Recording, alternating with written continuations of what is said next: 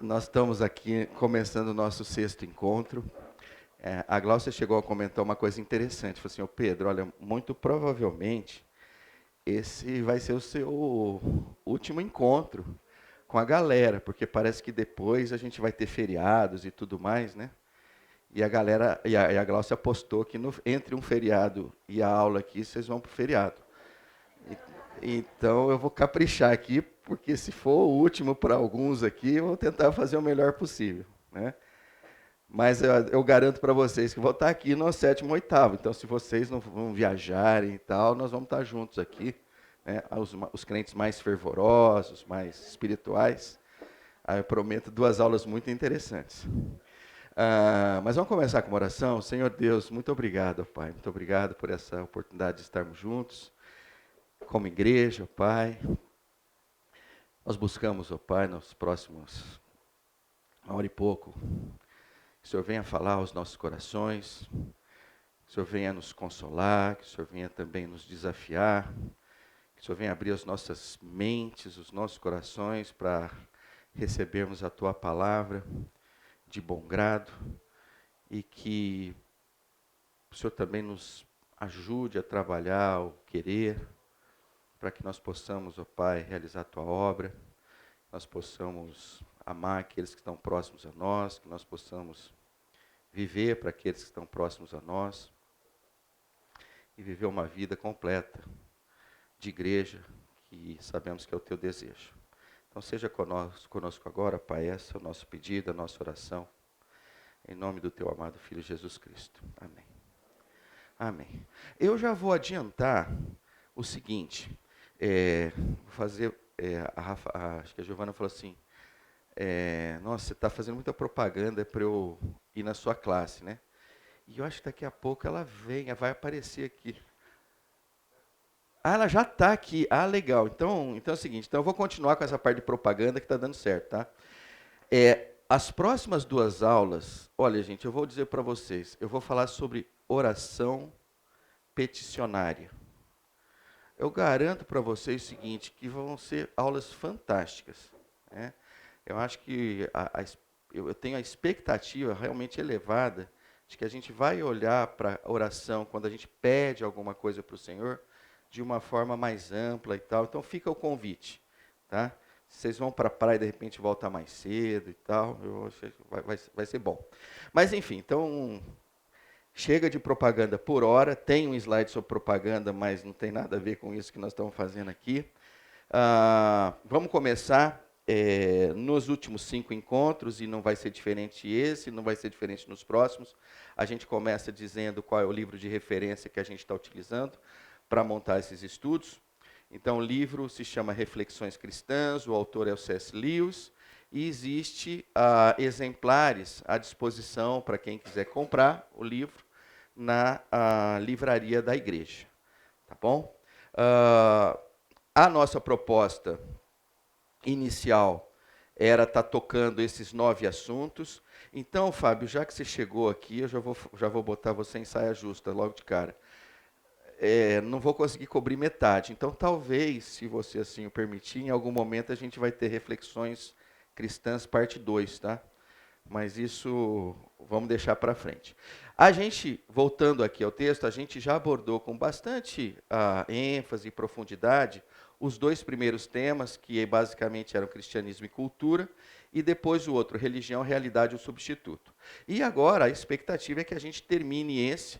Eu estou colocando exatamente o nome do capítulo do livro, para vocês não se perderem, embora eu não sei se vocês notaram lá no primeiro slide, que eu coloquei sobre mitos, mas o título real do livro chama-se O Funeral de um Grande Mito. Aqui vale a pena considerar o seguinte, que essa reflexão do C.S. Lewis sobre o funeral de um grande mito, ela está muito ligada ainda a um mito de Hitler, né? Então, se vocês começarem a ler o texto, vocês vão ver que ali ele está fazendo várias alusões ao Hitler pós-final de Segunda Guerra Mundial. Isso aqui a gente já passou, mas eu queria que ficasse aqui continuar como o tema do que a gente vai estar conversando, né? Que a receita para a criação de um mito são esses 4 ingredientes aqui. E aqui basicamente já é a fórmula em si, a receita, aonde, olha, basicamente para a criação de um mito moderno humano, né, esses são os ingredientes. Ele parte de uma ideologia, aí soma-se a ideologia uma crise, cria-se uma narrativa em cima e encontra-se um canal para que essa narrativa possa correr e possa fluir. A gente pegou um exemplo claro disso, que foi o mito sebastianista, então lá em Portugal, então exploramos e tudo mais. E hoje, especificamente, eu já vou entrar no assunto aqui com o risco da gente não chegar no final. Então, era isso que eu tinha para falar. Se vocês quiserem mais informações, eu tenho 3 sugestões. A primeira sugestão é, basicamente, ler o livro. A segunda sugestão é dar uma olhada nos encontros que já estão disponíveis no site da igreja. E a terceira é vir falar comigo mesmo, para a gente conversar e tal. Estou à disposição de vocês. Então, nós vamos começar com esse texto aqui. Vocês conseguem ler bem? Então, é o seguinte, né? Na verdade, esse aqui, eu achei legal, resolvi botar esse slide aqui, porque enquanto eu estava fazendo parte do estudo e tal, das cartas de Paulo a Timóteo, eu encontrei esse manuscrito aqui. Eu falei, que coisa legal, né? Se a gente pudesse ler aqui. Eu acredito que alguns aqui consigam ler em grego e tal, então talvez consigam, mas a gente vai para uma coisa mais simples, que é o texto em português mesmo, preto e branco, para simplificar as coisas, né? Então eu queria começar com vocês lendo esses 5 versos que estão lá em 1 Timóteo. E diz assim, Paulo, partindo eu para Macedônia, roguei que você permanecesse em Éfeso, para ordenar a certas pessoas que não mais ensinem doutrinas falsas e que deixem de dar atenção a mitos e genealogias intermináveis que causam controvérsias em vez de promoverem a obra de Deus, que é pela fé. O objetivo desta instrução é o amor que procede de um coração puro, de uma boa consciência e de uma fé sincera. Alguns se desviaram dessas coisas, voltando-se para discussões inúteis, querendo ser mestres da lei, quando não compreendem nem o que dizem, nem as coisas acerca das quais fazem afirmações tão categóricas. Então esse é o texto que é um dos textos que a gente vai fazer a leitura. Eu ando lendo 2 versões, NVI e NVT. Aí, ou é uma ou é outra, desculpem, mas... então tá bom. Rosana, eu te prometo que nas próximas eu vou colocar a versão embaixo. Uma falha minha aí. Oi? Amém, aleluia. Então, o ponto é o seguinte, mas então essa é a NVT. Isso não significa que as outras serão, tá? Então, mas vamos lá. Eu resolvi, a ideia não é reescrever o texto, tanto é que vocês vão ver que eu não tirei nenhuma palavra, seja verbo, seja conjunção, seja substantivo, nem nada. Mas quando eu estava lendo esse texto, eu falei, caramba, tem uma certa ordem nisso aqui, e tem algumas coisas que eu queria gastar tempo com vocês. Evidentemente, eu queria apresentar lá no verso 4, que aparece a palavra mitos ali. Então, se a gente está falando sobre mitos, evidentemente, tinha que ter alguma coisa que referenciasse a isso, né? Então, basicamente, o que você tem aqui? Você tem Paulo falando com Timóteo. Timóteo está ali pastoreando na igreja de Éfeso. Éfeso, vamos lá, grosseiramente, né? É uma cidade grande, é uma cidade metropolitana, de certa forma poderia lembrar um pouco Campinas nesse sentido, né? E essa é a primeira carta que Paulo escreve para Timóteo. E ele começa, eu vou pegar as partes que eu fiz um markup ali, né? Então a primeira recomendação dele é o seguinte, olha, você vai chegar para algumas pessoas da tua igreja E você vai dar uma ordem para elas. Acho que essa é a primeira coisa que eu acho que é o tipo da carta que eu acho que ninguém aqui gostaria de receber, né? Você recebe uma carta e fala, vai lá e dá um pega naquela pessoa, né? Então ela já começa nesse contexto aí, olha, ordena a certas pessoas, aí o quê? Aí vem o conteúdo, olha, fala para elas não mais ensinarem doutrinas falsas. Olha, chega lá para elas e fala assim, olha, para de falar essas besteiras que você está falando. E ele continua, olha, e para de dar atenção a mitos e genealogias intermináveis. Para de olhar para isso. A palavra mitos que aparece aqui, ela é realmente a palavra mitos mesmo, lá em grego é M-Y-T-H-O-S, ou seja, mitos mesmo. E o contexto ali é de algo que não é verdadeiro, né? Algo que não tem uma comprovação baseada na verdade. Então, a lógica aqui é o seguinte, deixe de dar atenção a mitos e genealogias intermináveis. E aí eles começam a explicar as razões. Olha, a primeira razão é que elas causam controvérsias. Aí você fala, caramba, mas não é bom a gente ter uma controvérsia, não é bom a gente, volta e meia, ter visões diferentes, como nós temos aqui e acabamos colocando aqui, ali e tal. É lógico, a resposta é sim. Mas aqui, basicamente, é um pouco diferente, né? A ideia já é causar controvérsia. Vocês entendem um pouco a diferença? Né? Olha, aqui é o seguinte, não é que eu estou falando de um assunto e aparece alguma coisa. Não, não. Premeditadamente, esse assunto eu sei que vai dar controvérsia, né? E eu gosto, de certa forma, eu tenho um certo apreço pela controvérsia, né? E aí ele diz assim, olha, elas causam controvérsias ao invés, ou em vez de promoverem a obra de Deus, que é pela fé. Legal. Bom, então, gente, aqui tem uma certa ordenação que eu queria deixar claro para vocês, né? O que Paulo está, ao falar com Timóteo, é o seguinte, olha, isso não pode continuar acontecendo. Então, você vai lá, você não vai falar para todo mundo, você vai pegar algumas pessoas que são as fontes geradoras dessas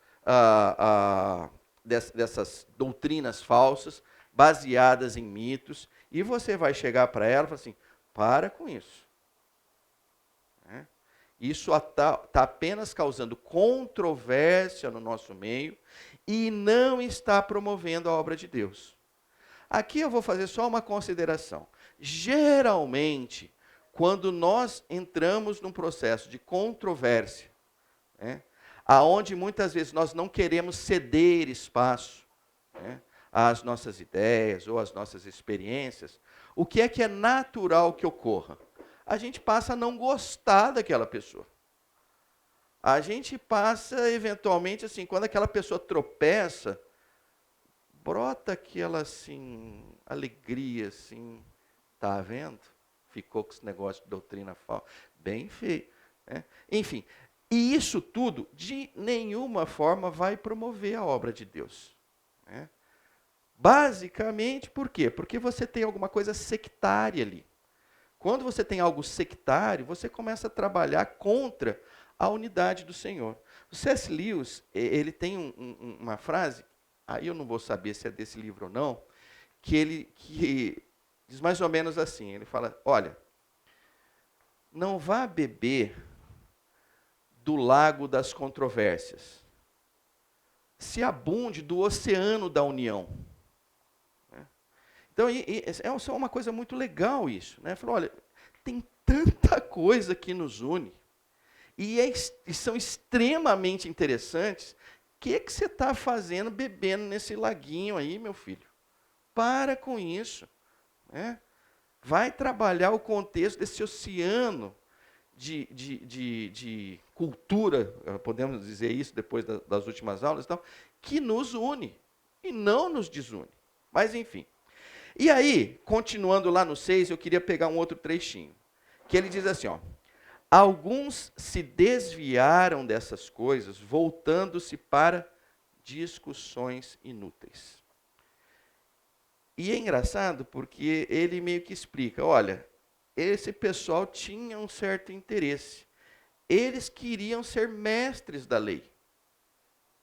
E aí talvez um ou outro vai dizer assim, mas qual que é o problema da pessoa querer ser mestre da lei? A princípio, mestre da lei no sentido de que ia conhecer a lei, de que ia aplicar a lei e tal. Mas aqui, muitas vezes, não é exatamente isso. É o conceito assim, eu gostaria de estar em evidência. Né?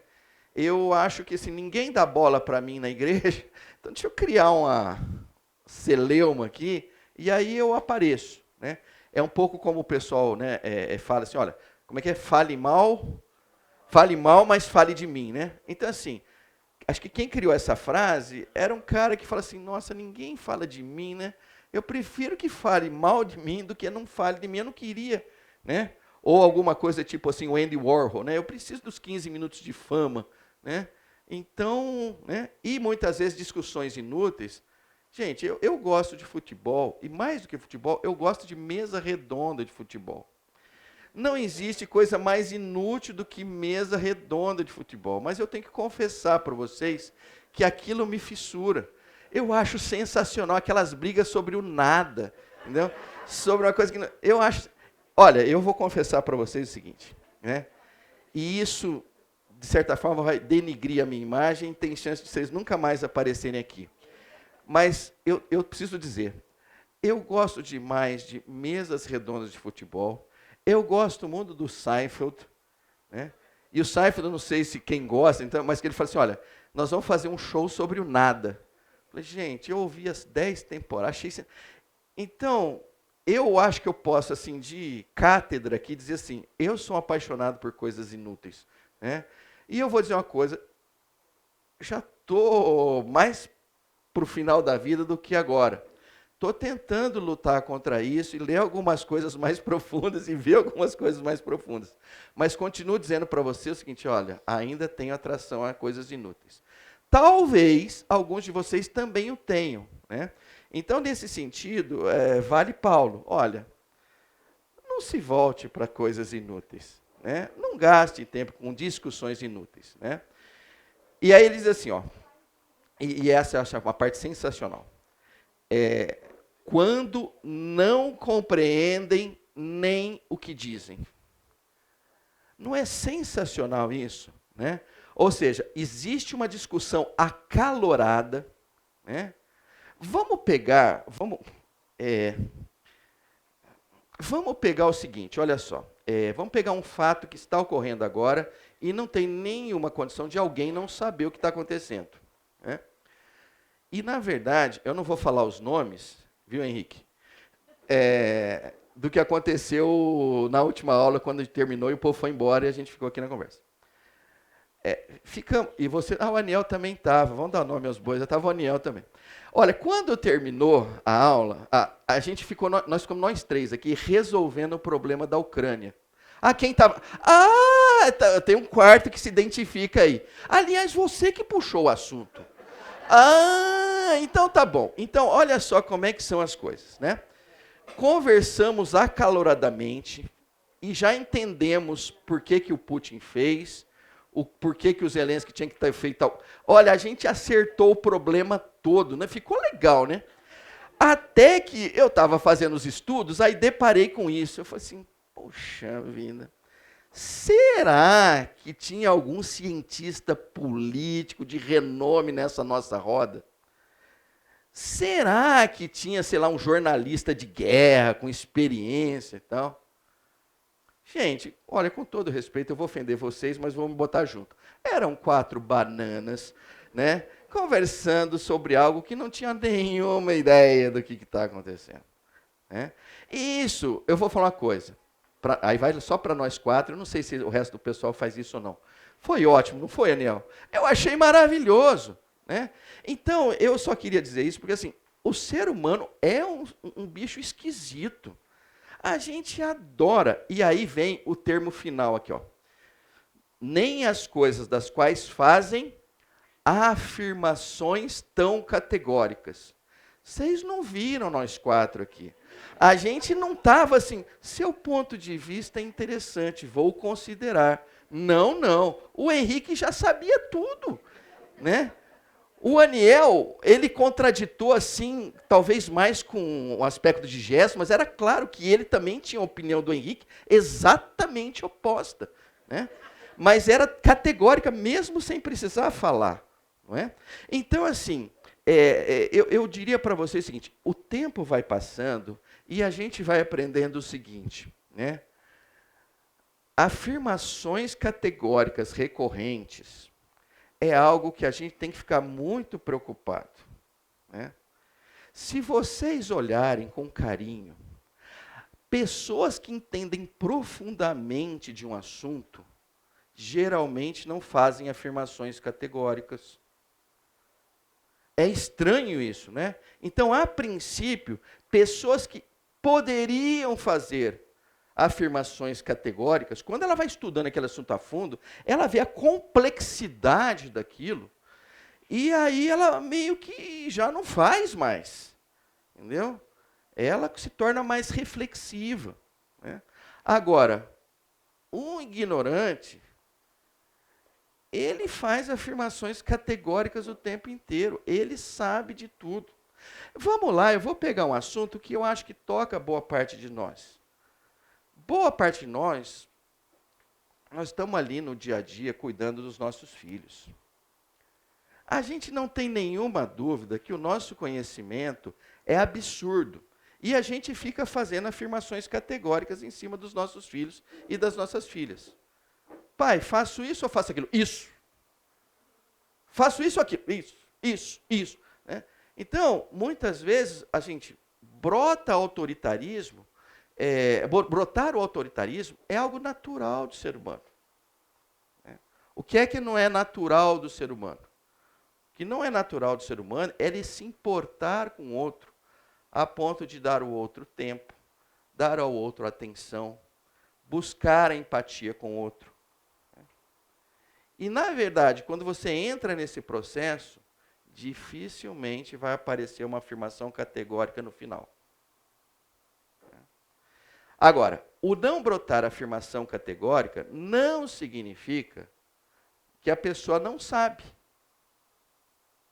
Muitas vezes, nós sabemos de algumas coisas e elas são muito valiosas. Mas não significa que para todo mundo, a qualquer momento, você vai falar a mesma coisa. Mas, enfim, aí eu já estou entrando num outro assunto. Mas deu para entender aqui alguns dos problemas. Esse slide era para dizer o seguinte, olha, mito é um negócio complicado. Eles geram controvérsias, eles não promovem a obra de Deus, né? Eles se inundam de discussões inúteis. As pessoas meio que querem se impor frente a outras pessoas, né? E no final, olha, ninguém está sabendo de nada. A única coisa é que se tem um calor muito forte, né, em função dessas afirmações categóricas. Mas, enfim, então, esse é o primeiro para a gente olhar, é o seguinte, opa, vamos tomar cuidado, porque quando a gente dá atenção a mitos, os resultados não são muito interessantes. Legal. Agora nós vamos para um outro texto aqui, quer dizer, na verdade, é o capítulo 4, continua sendo de 1 Timóteo. Então vamos ver se a gente pega algumas coisas novas aqui, eu espero que a gente pegue. Aqui eu já começo a falar um pouco assim, tá bom, olha, mas se não é para falar dos mitos, não é para fazer isso, mas então é para fazer o quê? Porque se eu não fizer isso, talvez a minha vida vai ficar meio vazia, mas não vai ter assunto, não tem assunto, eu gosto disso mesmo, isso aqui dá pano para manga, né? Então, esses 3 versos aqui, meio que apontam basicamente para o seguinte, olha, aqui tem um substituto, né? Então, vamos ler o que Paulo fala lá para Timóteo. Se você transmitir essas instruções aos irmãos, será um bom ministro de Cristo Jesus, nutrido com as verdades da fé e da boa doutrina que tem seguido. Aí ele volta no assunto. Rejeite, porém, as fábulas profanas e tolas e exercite-se na piedade. O exercício físico é de pouco proveito. Está vendo aí? Niel, olha só. Depois eu vou dar meia hora para o Niel se defender aqui do Paulo, né? Eu ia parar no 7º, mas aí eu não aguentei, Niel. Falei, pô, tem que falar. Tá. Não, brincadeira. Mas vamos lá. Ó. O exercício físico é de pouco proveito. A piedade, porém, para tudo é proveitosa, porque tem promessa da vida presente e da futura. Então, aqui eu queria só tocar num aspecto aqui.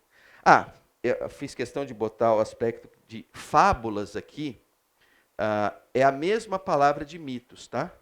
Então, se você for lá no original grego, você vai encontrar exatamente a mesma palavra aqui, mitos, né? Então, a gente poderia ler: rejeite, porém, os mitos profanos e tolos, né? Mas o que eu queria era ficar com essa parte verdinha aí. Quando ele diz assim, exercite-se na piedade. Eu acho esse negócio aqui sensacional, porque realmente parece o maior antídoto contra mitos é você exercer a piedade. E como é que eu, do meu ponto de vista, chego à conclusão que Paulo chegou? Basicamente por quê? Quem está envolvido com mitos, quem está chafurdado com mitos, vocês já notaram que essas pessoas já não manifestam piedade? Elas são assertivas, a tal ponto de que elas não promovem os relacionamentos. Se você tiver algum contraponto ao mito dela, ela te trata com piedade? Ela te trata com amor? Ela te trata com respeito? De forma alguma. Quem se envolve com mitos cria dentro de si um mundo sectário. Eu estou certo, aqueles que pensam como eu estou certo, e os outros, eu ouso dizer que não estão certos, né? As coisas chegam a vias de que assim, os outros nem deveriam existir. Esse mundo não é bom com estes outros que não pensam como eu. Então, nesse sentido, né, você fala assim, caramba, no que você começa a exercer a piedade, é como um sol que vai aparecendo no começo da manhã. Né? Se as trevas que estão ali pudessem, elas se contrariariam ao sol. Mas você nota o que acontece? Nem há uma luta ali. Né? Basicamente, o sol aparece e a escuridão vai embora. Então, nesse contexto, né, usando dessa alegoria, quando nós começamos a exercer a piedade, imediatamente os mitos vão embora. Não tem como eles ficarem, eles não coadunam com o amor do Senhor. Eles não coadunam com a aceitação do outro. Eles não coadunam com a nossa... olha, se te bater numa face, você dá outra. Não dá certo. Mito só dá certo se ele te der numa face, você der na outra, e ele joga um míssil e você joga dois. Aí que dá certo o mito. O mito não dá certo num contexto de não confusão, de não aceitação. Então, eu olho para isso e falo assim, poxa vida, que coisa fascinante isso. Né? Quando o Paulo ele volta a dizer, rejeite as fábulas profanas e tolas. Ele poderia dar um ponto aqui. E aí você aprenderia o que não fazer. Mas é muito legal porque ele não dá um ponto aqui. Ele dá um E. Professoras de português, o que é o E mesmo? Não, mais alto. Conjunção coordenativa aditiva. Olha só, então isso é o E. Olha só, uma palavrinha, olha o que uma professora de gramática faz com uma palavrinha. Né? Conjunção coordenativa e aditiva. Blá, blá. Fantástico. Né? E exercite-se na piedade. Vai lá, meu amigo. Né? E é muito legal, porque a própria palavra exercitar também tem uma riqueza dentro em si. Que ele não está chegando e fala assim, olha, então faz o seguinte, pega aqueles 21 livros lá do Francis Schaeffer e vai lá ler para você aprender o que é piedade. Não, faz o seguinte, pega lá o léxico grego e faz um estudo de 80 semanas. É muito legal isso, né? Ele está dizendo, olha, faz o seguinte, põe em prática. Né? Porque o exercitar nada mais é do que isso. Põe em prática. Nossa, mas eu nem estudei tanto. Né? A sensação que dá é que Paulo não está se importando muito. Meu filho, você conhece o Senhor. Né? O Espírito habita em você. Se você exercita naquilo que o Senhor te concedeu, mas sai fazendo. Né? Eu preciso então ir lá na classe do Pedro, que ele falou em Reflexões Cristãs 2, quando eu fizer isso, ou então eu vou fazer um CTL, que quando eu terminar... Não, ele não está pedindo para você estudar a piedade.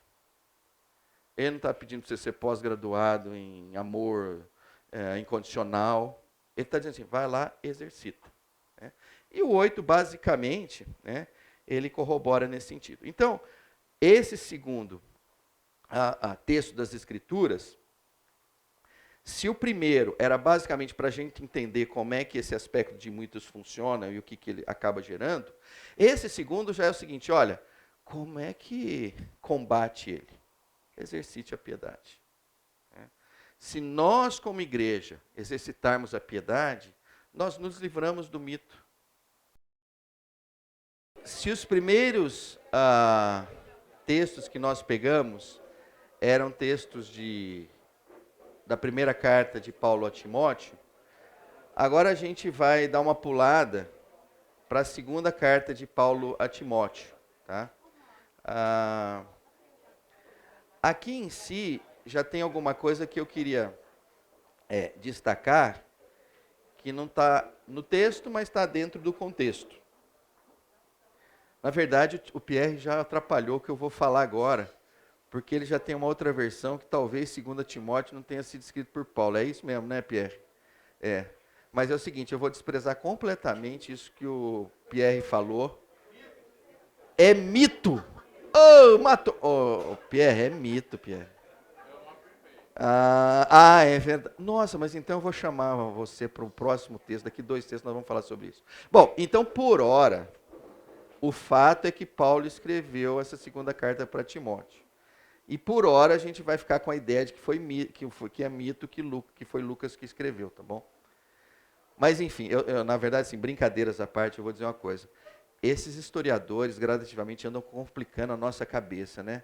Eu era feliz quando, assim, Lucas escreveu Atos, né? Não é? A gente ficava tão tranquilo. Agora você vai e o cara fala assim, mas pode ser que ele escreveu o começo, mas o fim parece que é... Poxa vida, entendeu? Então, às vezes a ignorância é uma bênção. Eu não gostaria de aceitar isso, mas assim... às vezes.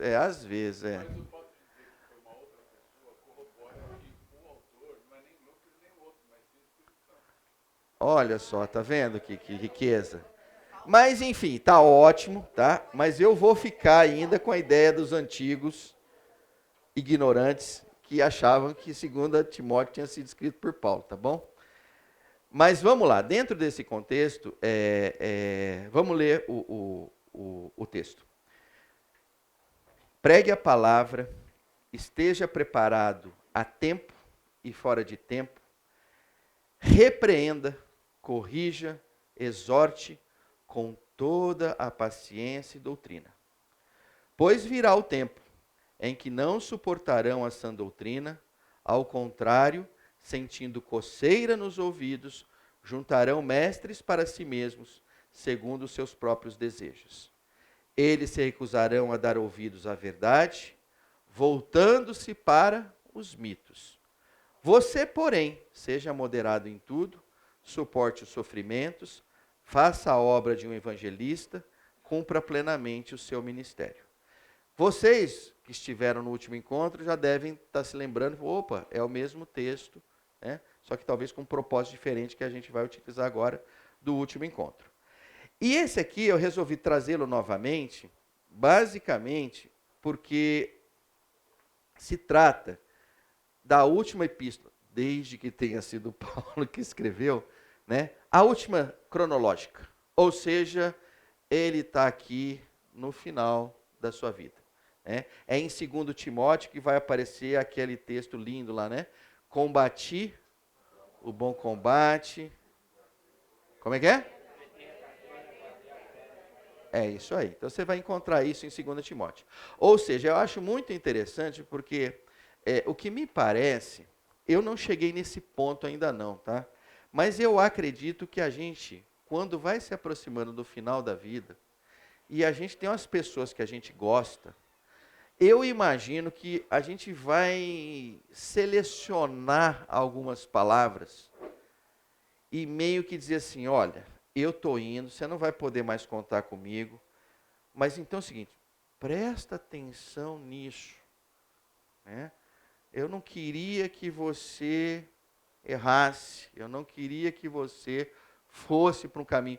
Então, eu acredito que não é só Paulo aqui, mas eu acho que isso faz parte da gente. Né?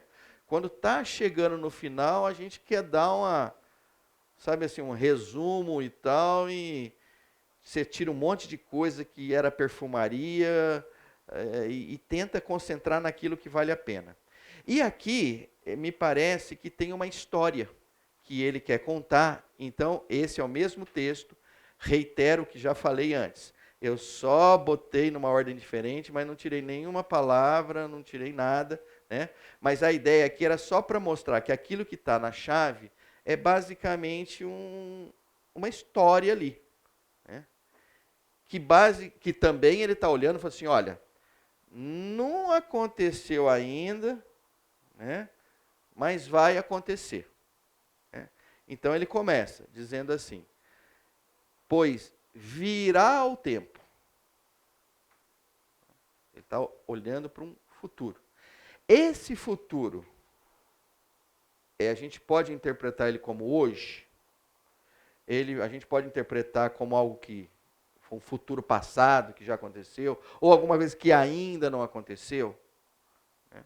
Então, aqui eu faço uma inferência de acreditar que esse tempo pode ser o tempo de hoje.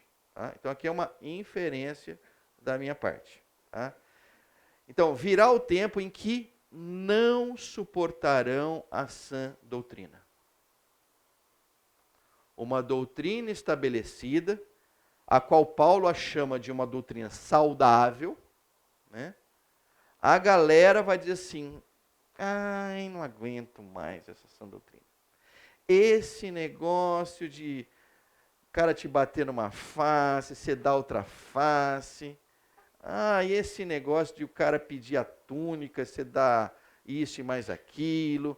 Ah, esse negócio de o cara pedir para andar 1 milha, você anda 2. Enfim, né? Isso que de certa forma é parte da sã doutrina. Alguém chegou e falou assim, nós não estamos suportando isso. Estamos sendo muito esmagados, ou estamos sendo muito humilhados, ou nunca chegou a nossa hora e parece que tem que chegar a nossa hora. O fato é o seguinte, uma turma olhou e falou assim, nós não aguentamos mais isso, não dá mais. Né? E começam a sentir aquilo que eu comentei na última aula, coceira no ouvido. Né? Então, aquilo também que comentei na última aula, cara, você com coceira no ouvido, você pode estar fazendo a coisa mais importante na sua vida. Você pode estar no momento mais decisivo. Entendeu? Você não consegue dar atenção enquanto você não for lá e coçar o seu ouvido. É assim, né? Olha, agora é a hora do cântico final na igreja e eu vou fazer o solo. Aí você tá lá não aguenta, não aguenta, você não vai fazer nada, né? Você precisa coçar. Então, é engraçado, mas assim, é uma sensação de coceira, né? O termo em inglês é itching, né? De coceira mesmo, né? Tá bom, então eles vão sentir coceira e vão fazer o quê? Ó? Juntarão mestres para si mesmos. Olha que coisa interessante, né? A sã doutrina, ela tem os seus mestres, não tem? São as pessoas que são referências na nossa vida, né? Não necessariamente uma pessoa estudada, versada, com PhD em divindade, não é exatamente isso. Mas são pessoas que você olha e fala assim, nossa, quando eu crescer, eu queria ser essa pessoa.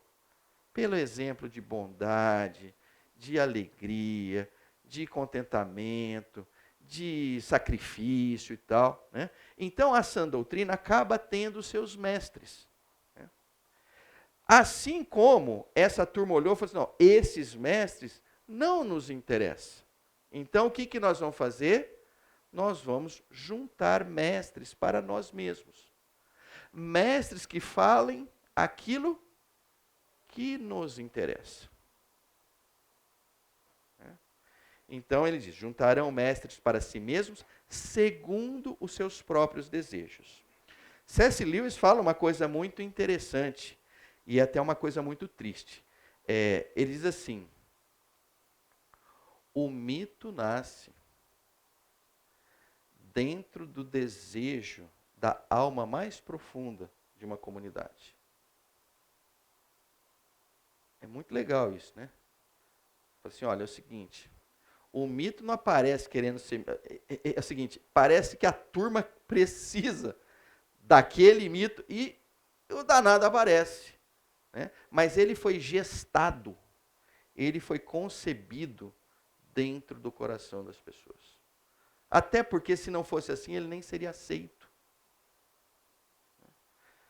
Mas enfim, juntarão mestres para si mesmos segundo os seus próprios desejos.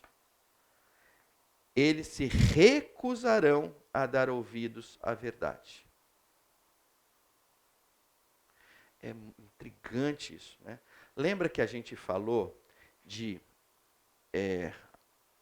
eu acho que na aula passada a gente tocou nesse assunto, mas na aula anterior à passada, acho que a gente tocou mais. Quando a gente disse assim, olha, o conhecimento, ele basicamente vem de 3 fontes. Ele vem da autoridade, ele vem da razão e ele vem da experiência. Né? E aí a gente procurou dizer o seguinte, olha que interessante, cada ser humano, cada família, cada cidade ou mesmo nação, ela trabalha esses 3 ingredientes com receitas diferentes. Vão ter nações, ou vão ter famílias, vamos falar assim, aonde de alguma forma a autoridade você dá pitadas muito fortes, você dá pouca de razão e você dá muita de experiência. Sai uma fórmula. Tem outro que o cara, olha, é muita razão sem experiência. Cada um forma com um formato. E por que eu estou querendo dizer isso? Porque geralmente, né, a verdade, ou seja, a busca do conhecimento pela razão, né, é algo não muito agradável para os mitos. Né? Os mitos, eles não gostam da ideia de ter pessoas reflexivas. Né? Porque pessoas reflexivas podem chegar a conclusões que os mitos não querem que elas cheguem.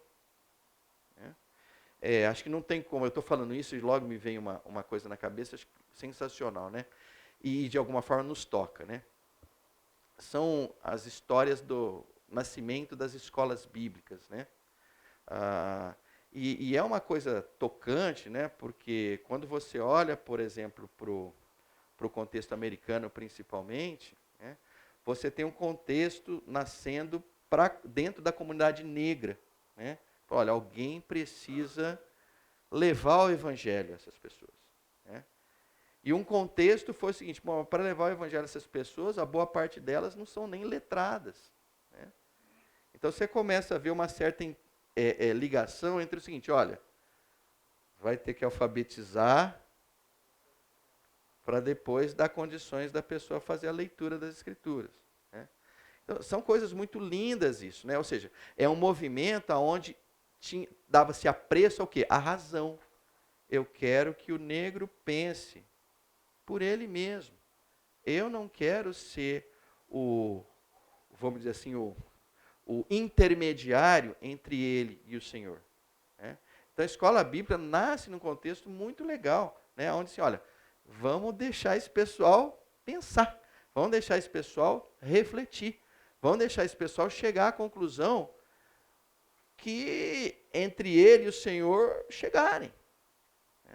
Então, são coisas muito legais. E, de certa forma, eu não sei, alguns vão dizer assim, a aula do Pedro eu fujo dela porque eu estou quietinho no meu canto e quando vê ele vai lá e me ataca querendo saber alguma coisa. Né?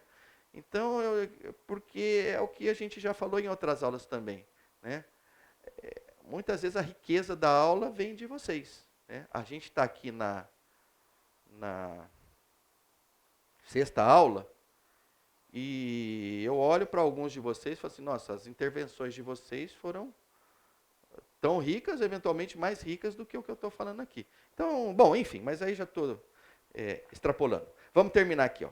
Então, assim, ó, eles se recusarão a dar ouvidos à verdade e vão se voltar para os mitos. Então, essa história aqui me parece plausível quando eu olho para hoje e falo assim, olha, está acontecendo dentro da igreja brasileira, em algumas igrejas locais com maior intensidade, em outras com menor intensidade, mas é algo que a gente não pode fechar os olhos e dizer, não está acontecendo isso. Gente, está acontecendo isso. Né? E nós estamos muito preocupados com rachas, porque no final é isso que vai acontecer. Né?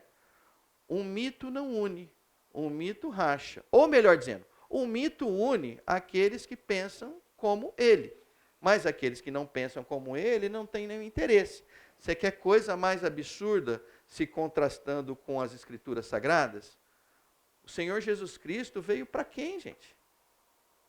Ele veio para todos de forma indiscriminada e abundante.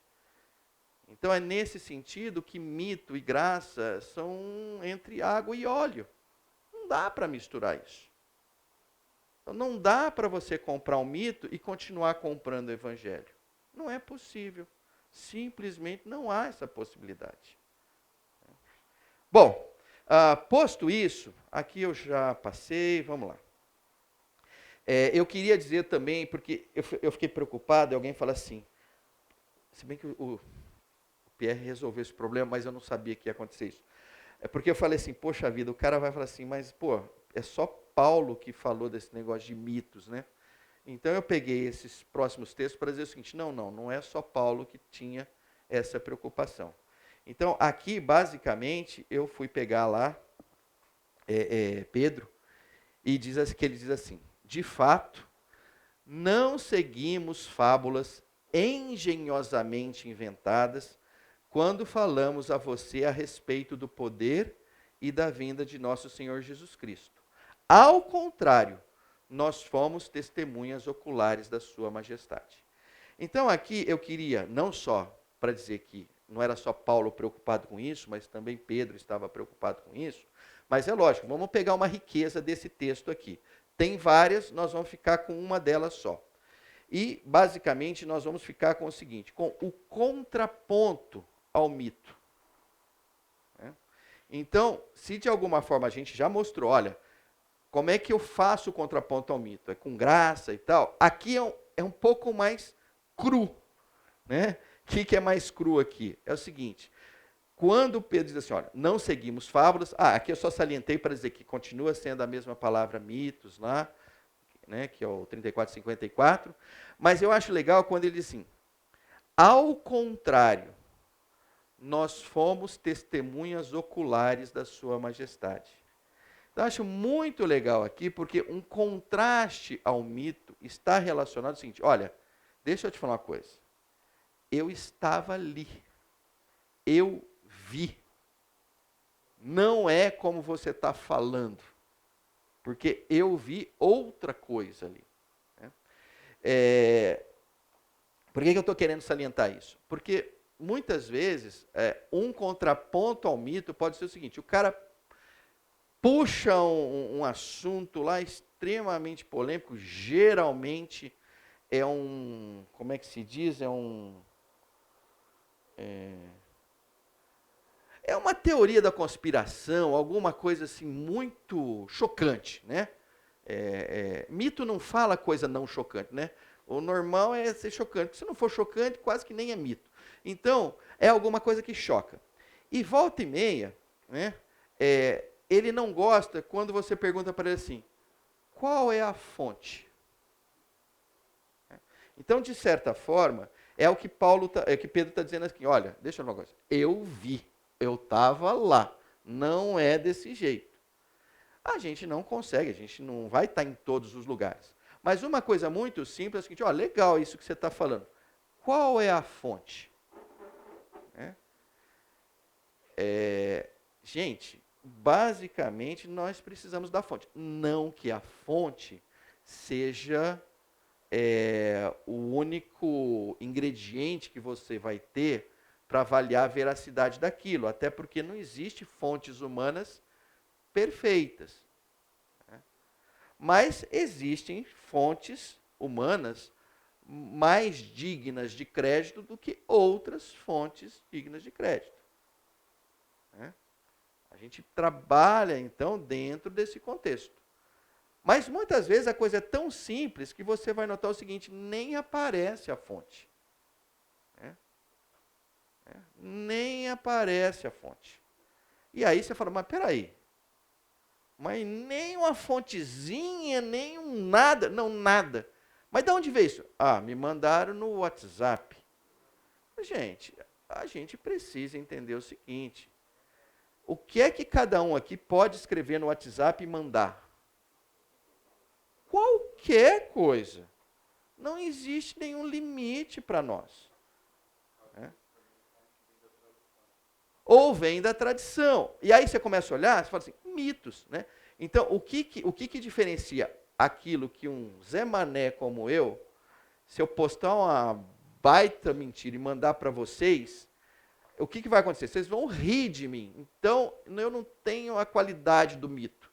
Mas aparece um outro que até em algum momento pode ter sido Zé Mané e que ele fala uma abobrinha e o pessoal compra e quando vê ele vira. Né? Ou seja, alguns falam abobrinha e viram grandes plantações de abóbora. Outros falam abobrinha, mas, cara, não nasce, não dá 2 dias, já morreu aquilo. Né? Então a gente até começa a entender o seguinte, nossa, por que influenciadores são importantes nesse mundo que a gente vive? Gente, é só por isso. Né? Porque um post no Instagram de um influenciador dá uma coisa. O mesmo post no meu, não acontece nada. Eu falei, Pedro, mas o conteúdo seu é igualzinho. Eu falei, então, meu filho, eu não sei o que é isso. O meu não acontece. Então, você nota um certo desprezo, né, pela fonte, um certo desprezo pelo conteúdo e um apreço, né, pelo influenciador. Mas, enfim, a ideia também não é ser sociólogo aqui, mas a ideia é aqui só dizer o seguinte, olha, busquem a fonte, né? Busquem alguém que viu, busquem alguém que estava lá, né? Converse com essas pessoas, leia coisas que essas pessoas escrevam, né? Saia da ignorância.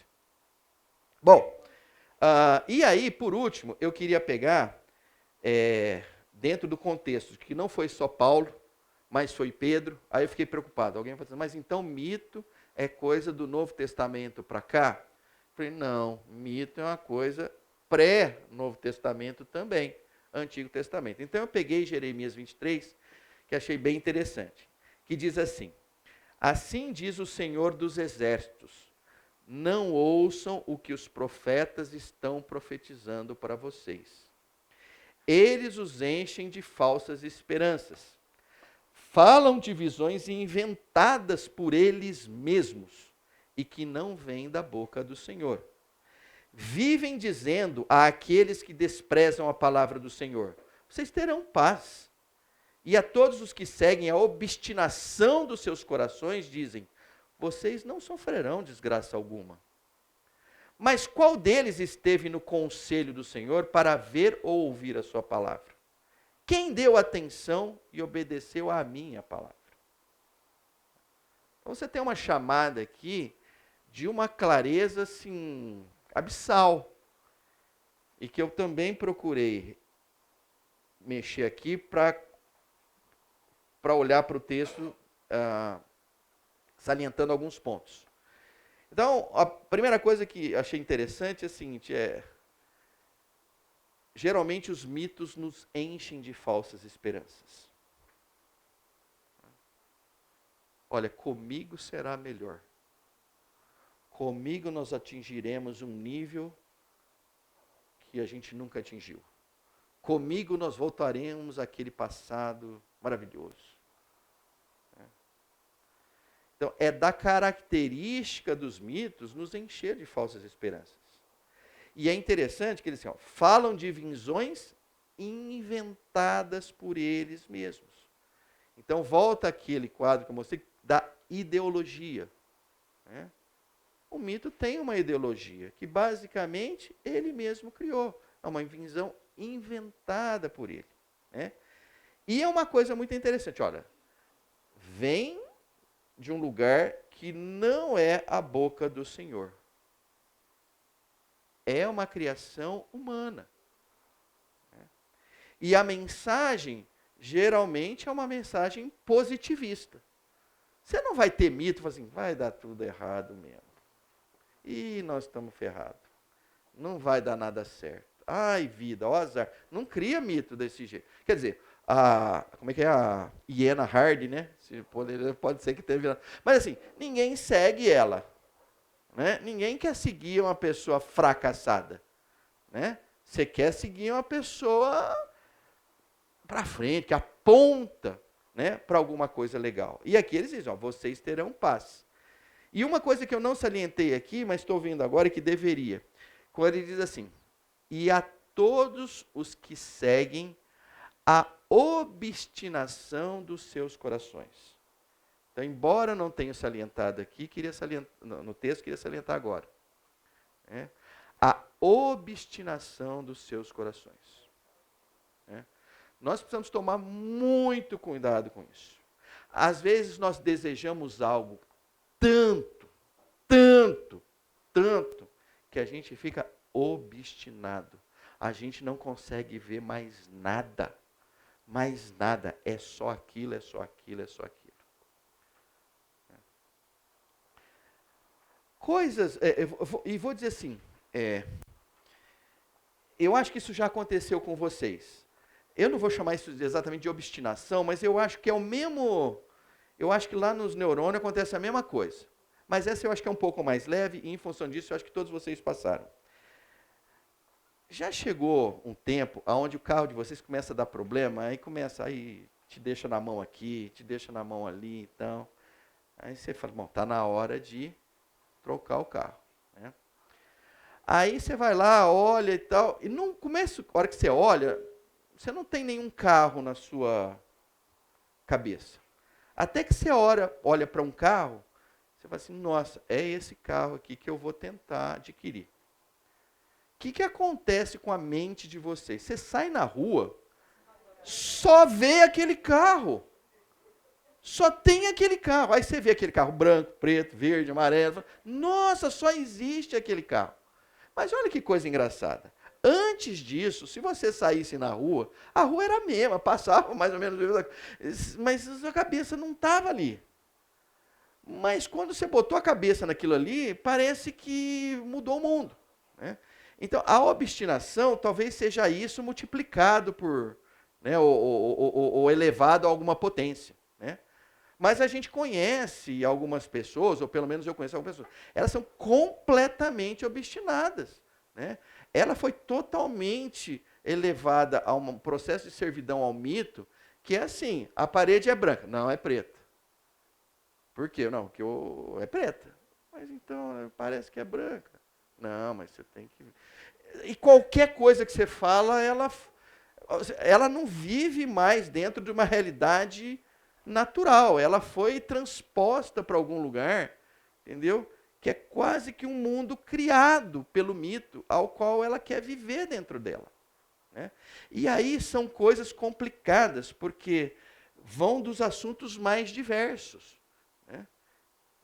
E, de novo, assim, eu estou tendo todo o cuidado do mundo para isso, então não vou tomar nenhuma posição, vou realmente ficar em cima do muro perfeitamente. Mas eu vou lançar algumas questões aqui, que talvez alguns vão ficar de um lado, outros vão ficar do outro lado. Mas que nos pertence, eu acho que é importante que a gente entenda isso. Um vai dizer assim, toma a vacina. O outro, não toma a vacina. Aí eu sempre fiquei pensando, poxa, você não tem um médico da tua confiança? Que tal você procurar e falar assim, eu tomo ou não tomo? Não, não sei, por alguma razão os médicos ficaram totalmente desprezíveis, insignificantes, e ficou uma turba ali, toma ou não toma, toma ou não toma. Então tem o cara que quer tomar 500 doses, tem o cara que nunca vai tomar nenhuma dose, e eles brigam. E eu fico olhando e falo assim, mas você é médico? Não. E você? Não, nunca passei nem perto da escola de medicina. Então, não seria o caso de conversar alguém que fosse médico, de preferência, sei lá, põe máscara ou não põe máscara? Sai ou não sai? Né? E agora eu acho sensacional, porque assim, homeschooling, não homeschooling. Tudo é assim, tudo está ficando assim. Eu falo, muito doido. Entendeu? Meu filho, vai lá, estuda. Vai lá, pega lá os pedagogos em Harvard, os estudos sobre homeschooling, leia, olha, veja. Tá. Que custa isso? Então, muito cuidado. A gente não pode ficar levantando bandeiras de mitos. Sejam eles de extrema esquerda até extrema direita. Nós não fomos pagos e nem resgatados para isso. É um vexame para nós quando a gente faz isso. É um vexame. Né? Eu não tenho dúvida. O Senhor olha lá e fala assim, não, filhão, não é por aí, filho. Entendeu? Eu fui te chamado por uma coisa muito mais nobre, uma coisa muito mais eterna, né? Uma coisa muito mais relevante. Né? E aí volta o contexto da piedade. Cara, vai amar o outro. Vai pegar as coisas que você gosta e dá para o outro. Entendeu? Vai se colocar na posição do outro. Né? Vai, abraça ele, beija ele. Entendeu? Fica com ele, busca ele. Olha para o semblante, se tiver meio caidão, vai lá e pergunta, o que está acontecendo? Nós somos chamados para isso, gente. Qualquer coisa diferente disso é simplesmente um engano. E, infelizmente, a gente vai ver que, historicamente, a gente é enganado. Né? E, de certa forma, o engano meio que brota dentro dos nossos corações que já estão querendo ser enganados. Eu vou dar um caso aqui. Não vou não, que não vai dar tempo. Não, na aula seguinte, eu vou dar esse exemplo. Não vou dar, porque vai me consumir preciosos tempos aqui. Não vou dar, não. Mas eu vou trabalhar com esse último texto aqui, que eu acho um primor esse texto. E esse aqui, Rosana, já que você perguntou de versões e tal, esse aqui é João Ferreira de Almeida, mas não me lembro se é a corrigida. Não adiantou nada, né? Caramba. É a João Ferreira de Almeida, mas eu não sei, eu não botei aqui, tá? Mas esse texto, ele me chama muito a atenção, porque eu olho para ele, é como se o Senhor te desse uma liberdade, né?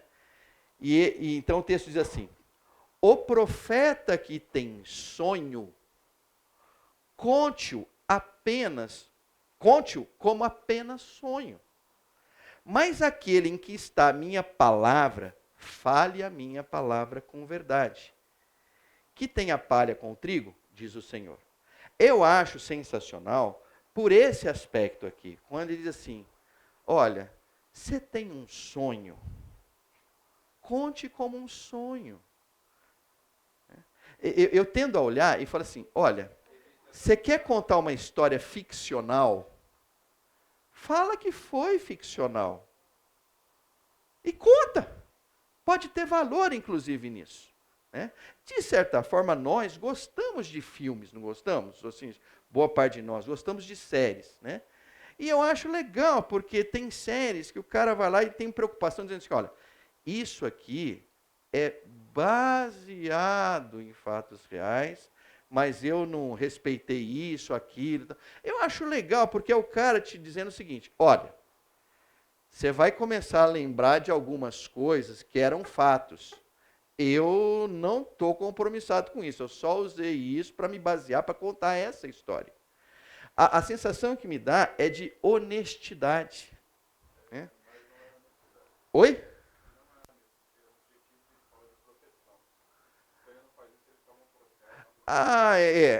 Aí vem o Pierre. O Pierre sempre, vocês já notaram que ele estraga as minhas histórias, né? Eu tenho a impressão que ele foi concebido para isso. Mas eu tenho amor né? E deixa eu falar uma coisa. Isso aí que você está falando é verdade. Por favor, agora sem brincadeira, levanta, que acho que o pessoal não ouviu. Agora ele ficou vermelho. Vai lá. Não é exatamente isso que ele está falando. Na verdade, o cara coloca aquilo para se proteger. Porque senão ele toma um processo por difamação. Jóia. Ele não vai conseguir ser fiel a tudo toda hora. Então ele tem que se proteger. Por isso que aquilo aqui. Beleza. Olha, então deixa eu te falar uma coisa. Agora eu vou falando sério, não estou brincando não. A verdade está com o Pierre. Então eu vou refazer o que eu falei. A sensação que me passa quando eu vejo aquilo, então olha só, a sensação, tá? A sensação é de honestidade, entendeu? Mas provavelmente eu estou errado. Provavelmente não, eu devo estar errado sim, e eu acho que ele está. Eu fico com a ideia dele, tá bom? Pierre, obrigado. Tá? Mas aqui, bom, agora você não vai brigar com Jeremias, né? Por favor, pode brigar comigo, mas com Jeremias não.